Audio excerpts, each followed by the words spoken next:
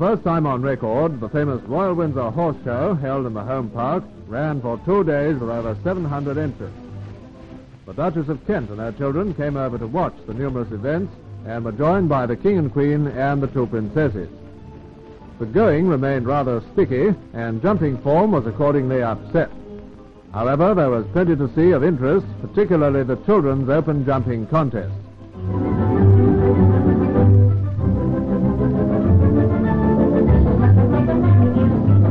All sorts and conditions of vehicles appeared for the private driving turnouts, and Princess Alexandra of Kent had a thrill when she was taken for a ride.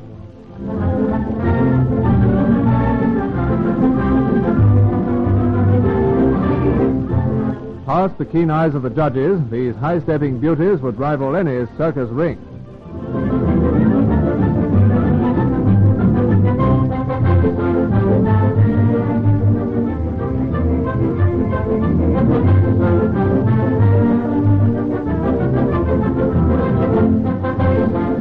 And a great moment for a young winner receiving his award from Her Majesty the Queen.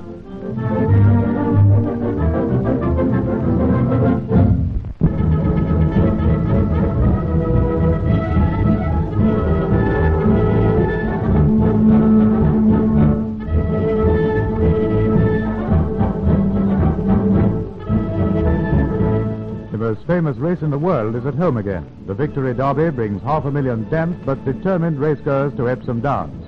By car, by bus, by charabanc, by train, on cycles, on foot, and even by stagecoach compete with post horn.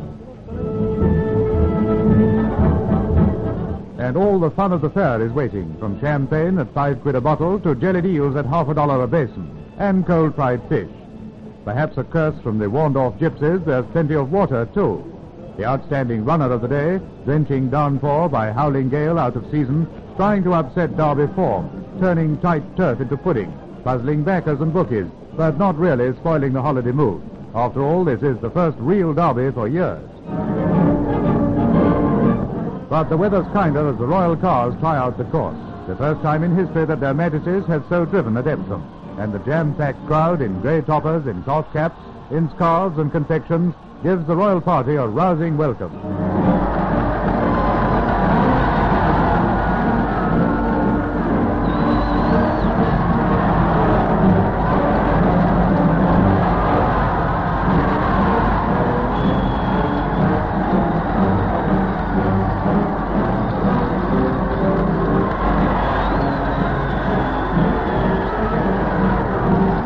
It might have been an open carriage given real June weather, but this will do.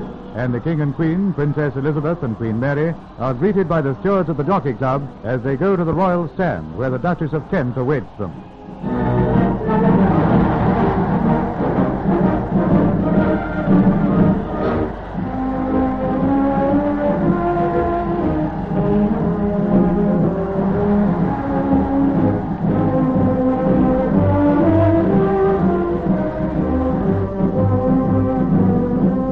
500,000 profits, each with a sure winner. So take your choice.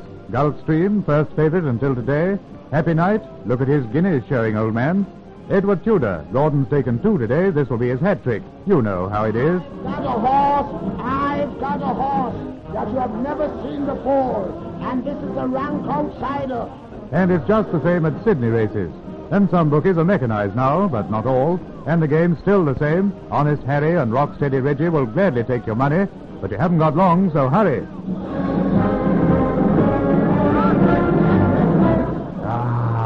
That's better. Backers putting it on, bookies laying off. The excitement's growing, and the crowds are making sure of their positions by the rails, on coach tops, and the gentry in the stands. The jellied eels are slipping down quickly. Binoculars are focused. Bets are compared. Everyone's ready to see his fancy come romping home. 500,000 of them, craning, jostling, waiting.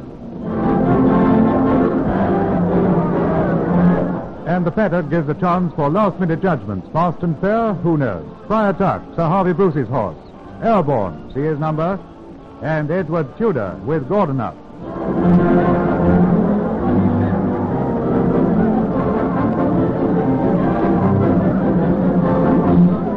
There are thousands of younger people here who've never seen a derby before, and among them is Princess Elizabeth, whose interest is well informed and as excited as anyone.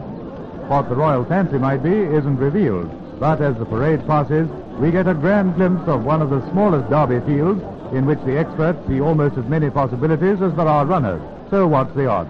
It's the race that counts, and there's no sight more thrilling than the thundering gallop of thoroughbreds with the flash of owners' colors, especially if you've guessed right yourself.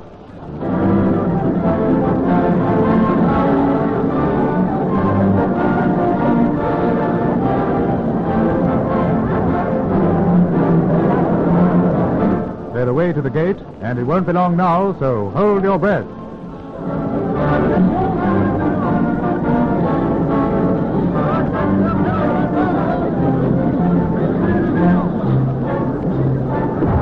And they're off, a tight field, all except for Friar Tuck, who's made a bad getaway. Airborne, number 13, is level pegging with Edward Tudor and Gulfstream as the bunch swing up the gentle but telling rise of the first 2 furlongs. There's a mile and a half to cover in this most grueling flat race in the world. And there's nothing to choose yet between any of the first half dozen.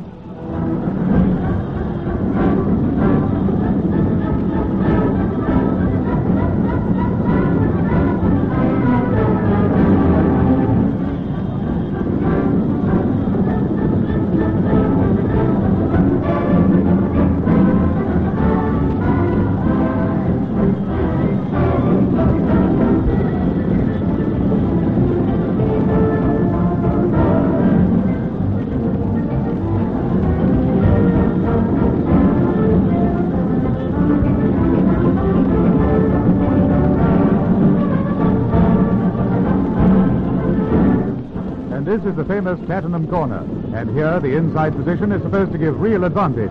Peterborough, Khaled, Happy Night, Kibala, they're all there, and Gulfstream not holding his own in the strong challenge of the well-matched field. It's still anybody's guess. Gordon Richards has brought Edward Tudor into the lead, but not for long. With Gulfstream and White Jacket fighting hard, there's a magnificent burst coming from Airborne, number 13. Badly placed, but swinging across from the outside. And he's staying out in front of them all. It is Airborne. Airborne, Gulfstream, Radiotherapy, Airborne by a length and at 50 to 1. Bad luck, old man, but you're only one of thousands. And just to show there's no mistake, see it in slow motion.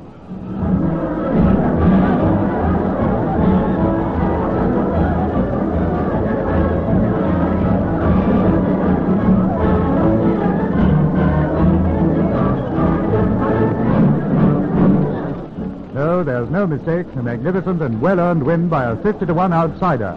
Airborne, Mr. Ferguson's Grey, trained by Penniman, beautifully ridden by Lowry, and the owner some 8,000 the richer.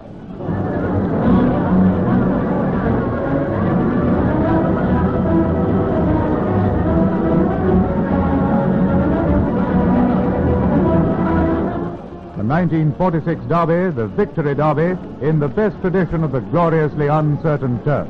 Airborne, I hope you had a happy landing.